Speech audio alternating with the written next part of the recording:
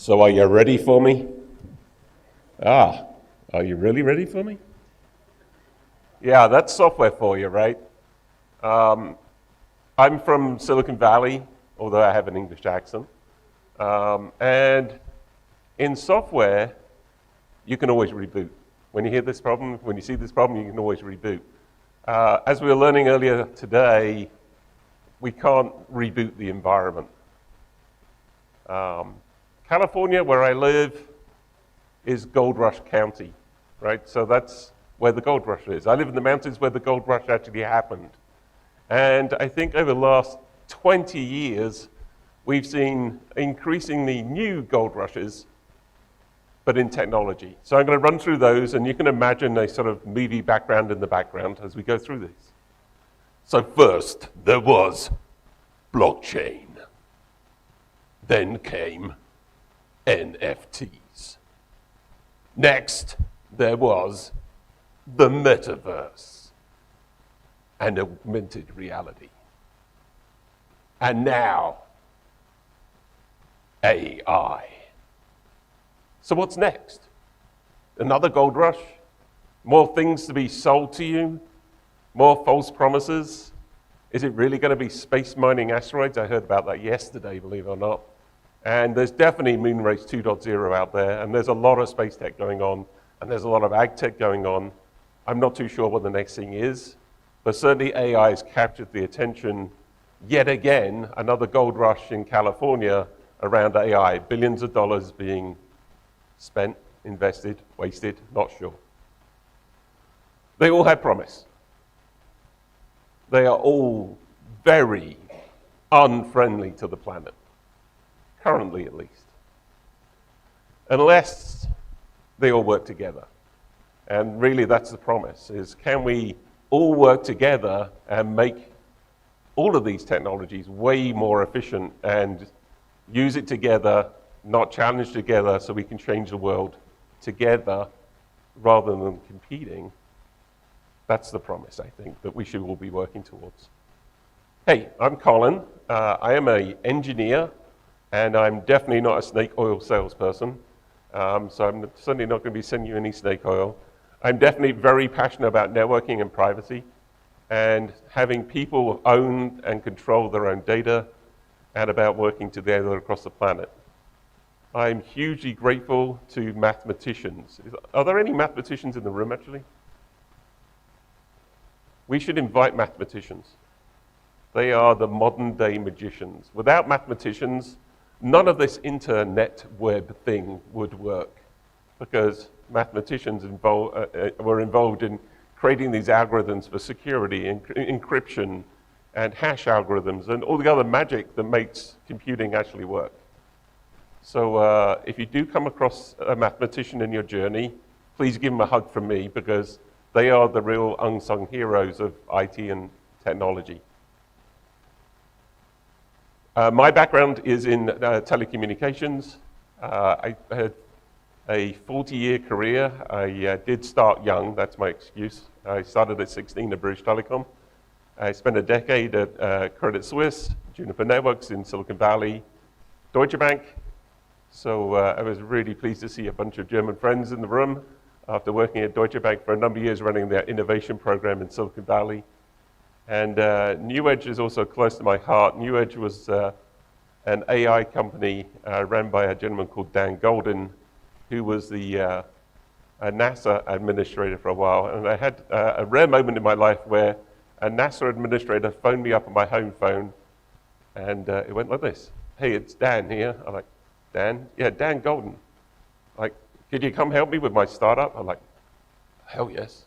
So I had a lot of fun at New Edge, and that's really where I sort of got involved with one of my co-founders very practically, and 4 years ago we started Atsign. But I have seen a lot of technology come and go. Most of it go, but there's been a few outliers that really have prevailed. And two of them are TCP/IP. It got mentioned this morning.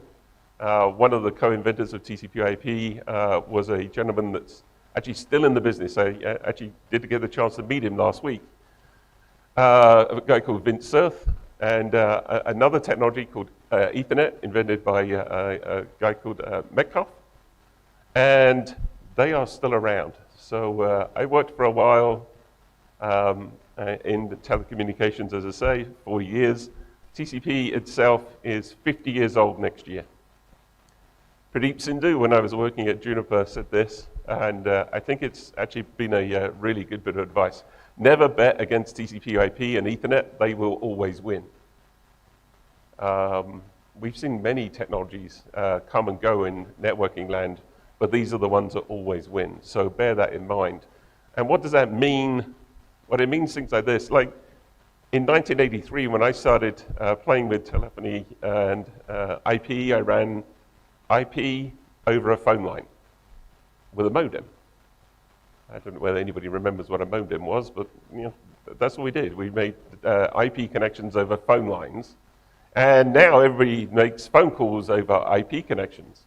So if you have a cell phone these days, it's using IP, and over the top of IP, you're actually making phone calls. So everything can be inverted in network land. It's a very ephemeral and weird place where you only know that you're a real protocol when protocols are running on top of you.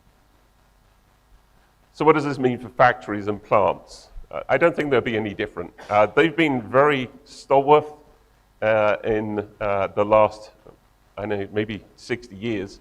They've had automation for sure, they've had electronics for sure, they've had programming logic to automate stuff for sure, but they haven't been connected to IP networks because it's scary, and it is very scary.